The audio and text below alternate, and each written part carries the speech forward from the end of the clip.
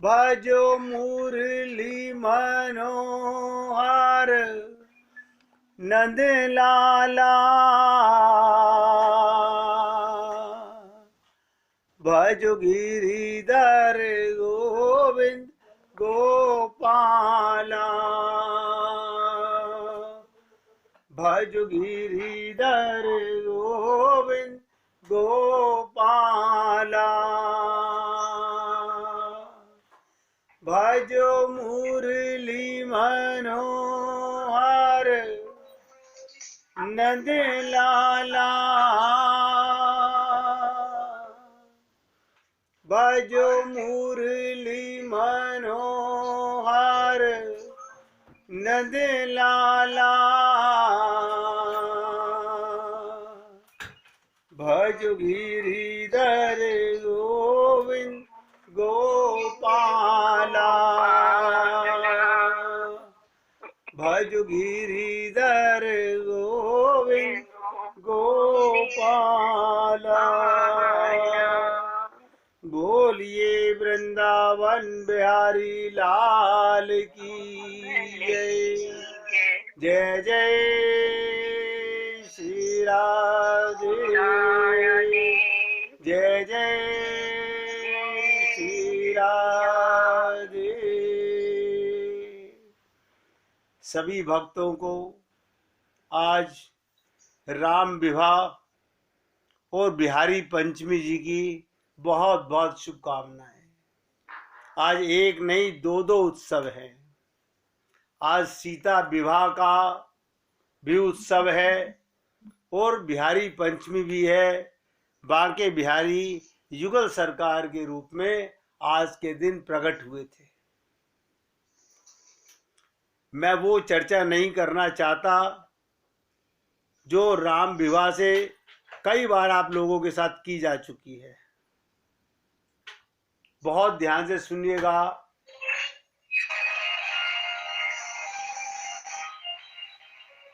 ये विवाह का प्रसंग तो श्रृंगार रस माधुर्य का प्रसंग है। राम सीता का विवाह ये तो श्रृंगार रस माधुर्य रस का प्रसंग है। संसार के विवाह, बहुत ध्यान से सुनिएगा, संसार के विवाह और भगवान राम के मंगलमय विवाह में अंतर क्या है। हमें लगता होगा जैसे हमारे शरीर का विवाह होता है ऐसे भगवान का विवाह है। नहीं, संसार के विवाह और भगवान के विवाह में अंतर क्या है, ध्यान से सुनिएगा। ये विवाह केवल बहिरंग नहीं है। भगवान राम सीता का विवाह बहिरंग विवाह नहीं है। इसकी विलक्षणता ये कि वस्तुएं जहां व्यक्ति को भीतर से बाहर की ओर ले आती हैं, ये जो भगवद रस है, भगवान के प्रेम का रस है, वो व्यक्ति को बाहर से भीतर की ओर ले जाता है। एक एक शब्द ध्यान दीजिएगा।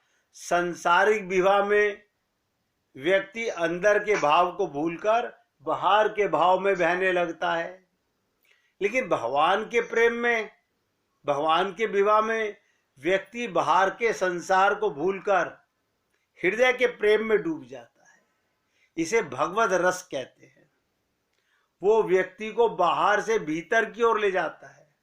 जब भी हम भगवान की किसी लीला की चर्चा करते हैं तो हमारा अंतःकरण, हमारा मन भगवान की लीलाओं का ध्यान करने लगता है।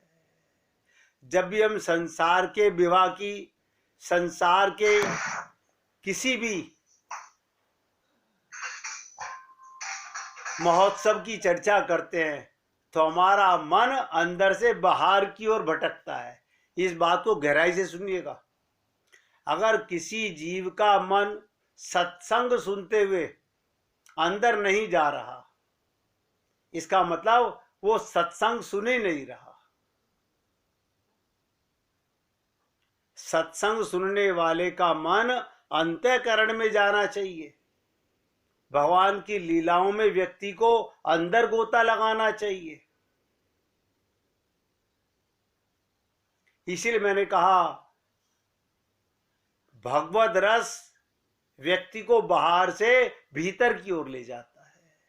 यह आध्यात्मिक मार्ग, यह आध्यात्मिक क्षेत्र, ये शरणागति, ये भगवत प्राप्ति, ये राम विवाह, राम नवमी और कृष्ण जन्माष्टमी, इन सब की चर्चाएं करने का मतलब क्या होता है कि हमारा मन संसार से हटकर भगवान के रस में गोते लगाए। तब तो आप उत्सव में हैं।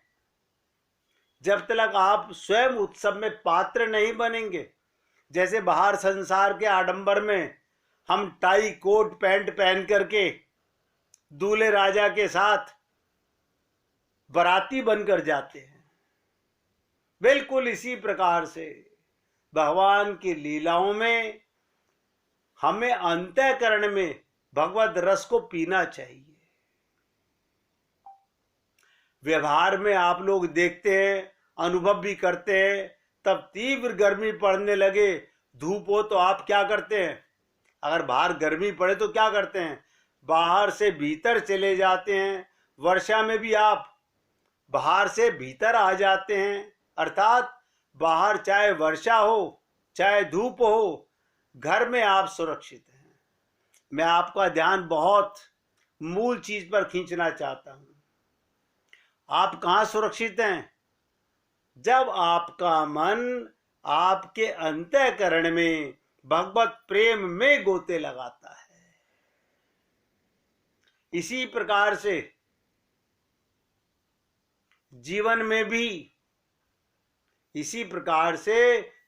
में भी, कभी वासना के बादल बरसने लगे, कभी कामना सताने लगे,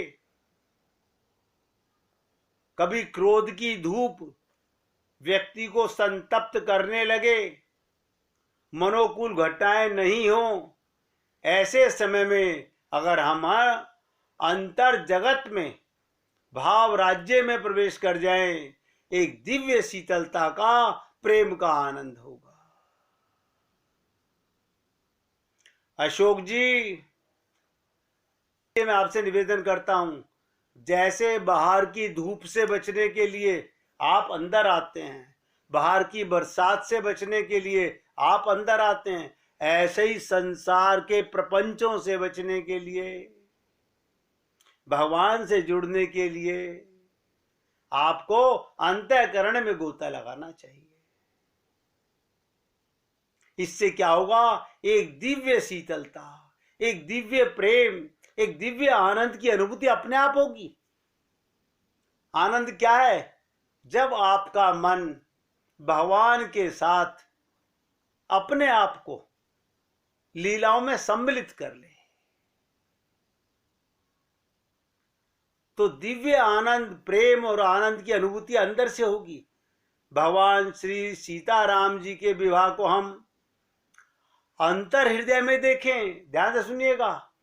शब्द तो बाहर से कान में आते हैं, रस हृदय में आता है।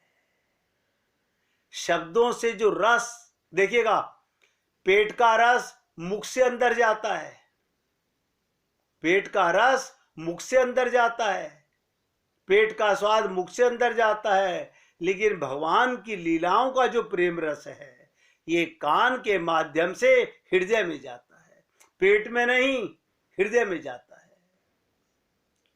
तो इसलिए एक दिव्य शीतलता, प्रेम का आनंद अंदर आना चाहिए। ध्यान करें, लीला में स्वयं सम्मिलित हो। इस विवाह का उद्देश्य यहां घटनाएं मनोरंजन नहीं, सांसारिक व्यवहार की अपेक्षा मनस तत्व की प्रधानता है। यहां मन, बुद्धि, चित्त के द्वारा हम परमात्मा का साक्षात्कार कर सकते हैं। जो व्यक्ति अंदर गोता लगाता है, जो भगवान की लीलाएं सुनते ही अंदर की ओर जाता है, बाहर से आंखें बंद कर लेता है, उसका मन, उसकी बुद्धि, उसका चित्त परमात्मा का, राम सीता का साक्षात्कार करने लगता है। लेकिन ऐसा लोग अभ्यास नहीं करते। जैसे हमने भी अशोक भाई को टोका, एक साथ दो काम मत कीजिए। अब ध्यान से सुनिएगा, तुलसीदास जी ने वर्णन किया कि विवाह को ज्ञानियों की किस दृष्टि ने देखा। ज्ञानियों ने, योगियों का क्या अर्थ लिया, भक्तों ने इसमें कैसा परमानंद पाया। देखिएगा, ज्ञानी भी हैं, योगी भी हैं और भक्त भी हैं। परमानंद किसको मिला? जो भक्त है भगवान का। और उन्होंने दो कथित विरोधी काम और राम में विलक्षण समन्वय तक बैठाया। राम में जब विवाह मंडप में, ध्यान से सुनिएगा, जब विवाह मंडप में दोनों का एक साथ प्रस्तुत किया। विवाह का प्रमुख देवता क्या है? काम। एक एक शब्द ध्यान दीजिएगा, विवाह का देवता है काम। आज काम राम का विरोध नहीं कर सके। युग तुलसी का कथन है मानस मनीषी कि श्री राम विवाह के द्वारा मन के तीनों विकारों, नोट करो, इसलिए डिटेल में बोल रहा हूं कि अभी आप मन की चिकित्सा नोट करके चुके हो। भगवान राम के विवाह के द्वारा मन के तीनों पाप, काम, क्रोध और लोभ से उत्पन्न समस्याओं का समाधान प्रस्तुत होता है। मैं क्या करूं, आज राम विवाह का मौका था। विवाह में भी काम, क्रोध, लोभ खत्म होना चाहिए।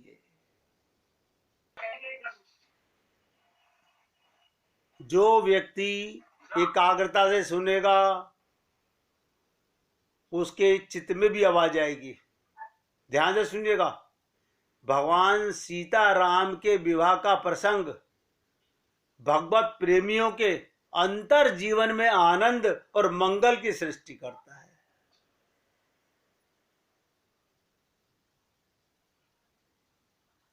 इसलिए मैं आपसे यही निवेदन करता हूं कि अगर भगवान के प्रेम की बातें करनी हो,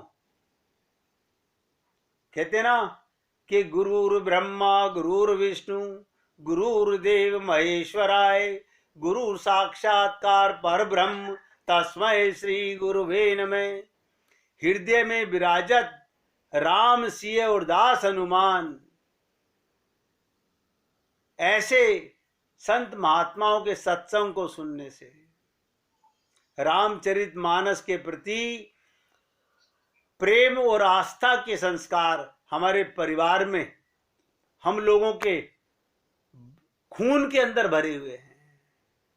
ये कृष्ण प्रेम, ये राम प्रेम, ये हम जिस कुल में हमने अवतार लिया, जिस कुल में हमने आकर के, वहीं से हमारे मन के अंदर ये सब बातें भरी होती हैं। इसलिए मैं आपसे निवेदन करता हूं, जब भी कभी भगवान का कोई उत्सव मनाओ तो लोग क्या करते हैं उसे भूल जाओ। लोग क्या करते हैं उसे भूल जाओ। तो राम विवाह के संबंध में मैं आपको एक भक्त की कथा सुनाना चाहता हूं। बहुत ध्यान से सुनिएगा। विवाह माने क्या? मिलन, भक्त का भगवान से मिलन, और भगवान की परम भक्ता शबरी का भगवान से मिलन। ध्यान से सुनेंगे कि एक शब्द को, शबरी को आश्रम सौंपकर उनके मतंग महर्षि जब देवलोक जाने लगे, तब शबरी भी साथ जाने की जिद करने लगी। आपको सुनकर ताज्जुब होगा, उसमें शबरी की उम्र केवल 10 वर्ष थी और वो अपने गुरु मतंग का हाथ पकड़कर रोने लगी। शबरी को रोते देख व्याकुल हो उठे गुरु और शबरी को समझाया, पुत्री, इस आश्रम में तुमसे मिलने ये विवाह माने क्या होता है? मिलन। तुमसे मिलने भगवान आएंगे, तुम यहां प्रतीक्षा करो। अबोध शबरी इतना अवश्य जानती थी कि गुरु का वाक्य सत्य होकर रहेगा। ये किसको विश्वास होता है? जिसको अपने गुरु पर पूर्ण श्रद्धा पूर्ण विश्वास होता है। महर्षि शबरी के आगे घुटनों के बल बैठ गए। देखिएगा, उनके गुरु शबरी के आगे घुटनों के बल बैठ गए और शबरी को नमन किया। आसपास उपस्थित सभी ऋषिगण असमंजस में डूब गए। ये उल्टा कैसे हो रहा है? गुरु शिष्य को नमन कर रहा है, ये कैसे हुआ? महर्षि के तेज के आगे कोई बोल ना सका। महर्षि मतंग बोले, पुत्री अभी उनका जन्म नहीं हुआ। देखिएगा, जिसमें मतंग ऋषि ये बात बोल रहे थे, साथ में कह रहे पुत्री अभी उनका जन्म अवतार भी नहीं हुआ, अभी दशरथ जी का लगन भी नहीं हुआ, उनका कौशल्या से विवाह होगा, फिर भगवान की लंबी प्रतीक्षा होगी, फिर दशरथ जी का विवाह सुमित्रा से होगा, फिर प्रतीक्षा होगी, फिर उनका विवाह कैकेयी से होगा, फिर प्रतीक्षा होगी, फिर वो जन्म लेंगे, फिर उनका विवाह माता जानकी से होगा। सोचिएगा, अहो भाग्य उस भक्ता के जिसके गुरु भगवान रामावतार से पहले उसको ये रसास्वादन करा रहे हैं, और उन्हें 14 वर्ष का वनवास होगा, फिर वनवास के आखिर वर्ष माता जानकी का हरण होगा, तब उनकी खोज में वे तेरे यहां आश्रम में आएंगे। तुम उन्हें कहना आप सुग्रीव से मित्रता कीजिए। ये किसने ज्ञान दिया? जो शबरी ने कहा आप सुग्रीव से मित्रता कीजिए, एक गुरु का ज्ञान था। उस आतताई बाली के संताप से मुक्त कीजिए, आपका अभिष्ट सिद्ध होगा और आप रावण पर अवश्य विजय प्राप्त करेंगे। अब ध्यान से सुनेंगे। शबरी एक क्षण के लिए किंग कर्तव्य मूढ़ हो गई। अबोध शबरी इतनी लंबी प्रतीक्षा के समय को माप भी नहीं सकी, सोच नहीं सकी। वो फिर अधीर होकर पूछने लगी, इतनी लंबी प्रतीक्षा पूरी होगी कैसे गुरुदेव? महर्षि मतंग बोले, वे ईश्वर हैं, अवश्य ही आएंगे, ये भावी निश्चय है। लेकिन यदि उनकी इच्छा हुई तो काल दर्शन के इस विज्ञान को परे रखकर वो कभी भी आ सकते हैं, लेकिन आएंगे अवश्य। जन्म मरण से परे उन्हें जब जरूरत हुई तो प्रहलाद के लिए खंबे में से निकल करके आ गए। इसलिए बेटी प्रतीक्षा करना, वे कभी भी आ सकते हैं। तीनों काल तुम्हारे गुरु के रूप में मुझे याद रखेंगे। आज भी हम लोग शबरी के गुरु को याद करते हैं। शायद यही मेरे तप का फल है। शबरी गुरु के आदेश को मान वहीं आश्रम में रुक गई। उसे हर दिन प्रभु श्री राम की प्रतीक्षा रहती थी। वो जानती थी समय का चक्र उनकी उंगली पर नाचता है, वो कभी भी आ सकते हैं। हर रोज रास्ते में फूल बिछाती और हर क्षण प्रतीक्षा करती, कभी भी मेरे राम आ सकते हैं। हर तरफ फूल बिछाकर हर क्षण प्रतीक्षा। शबरी बूढ़ी हो गई, लेकिन प्रतीक्षा उसी अबोध चित्त से करती रही। हर एक दिन उसके बिछाए फूलों पर प्रभु श्री राम के चरण पड़े। शबरी का कंठ अवरुद्ध हो गया, आंखों से अश्रुओं की धार फूटने लगी। गुरु का कथन सत्य हुआ। भगवान उसके घर आए। शबरी की प्रतीक्षा का फल ये रहा, जिन राम को कभी तीनों माताओं ने, ध्यान से सुनिएगा, भक्त की पराकाष्ठा बताने जा रहा हूं, जिन प्रभु राम को तीनों माताओं ने कभी झूठा भोजन नहीं खिलाया, उन्हीं राम को शबरी ने झूठे भेर पवाए हैं। ऐसे पतित पावन मर्यादा पुरुषोत्तम दीन हितकारी श्री राम भगवान की जय हो। सोचिए, एक टक देर तक उस सुपुरुष को निहारते रहने के बाद वृद्ध भीलनी के मुख से क्या स्वर निकले। कहो राम, शबरी की कुटिया को ढूंढने में अधिक कष्ट तो नहीं हुआ। आज हम लोग कलयुग में कहते हैं हमें राम कहां मिलेंगे। राम मुस्कुराए, यहां तो आना ही था मां, कष्ट का क्या मूल्य है और क्या मूल्य है जानते हो राम, तुम्हारी प्रतीक्षा तब से कर रही हूं जब से तुम्हारा जन्म भी नहीं हुआ था। ये भी नहीं जानती थी कि तुम कौन हो, कैसे दिखते हो, क्यों आओगे मेरे पास। बस इतना ज्ञान था कि कोई पुरुषोत्तम राम भगवान मेरे पास आएंगे। तभी राम ने कहा, तभी तो मेरे जन्म के पूर्व ही तय हो चुका था कि राम को शबरी के आश्रम में आना पड़ेगा। 1 मिनट कीर्तन कीजिए, फिर आगे की चर्चा करते हैं।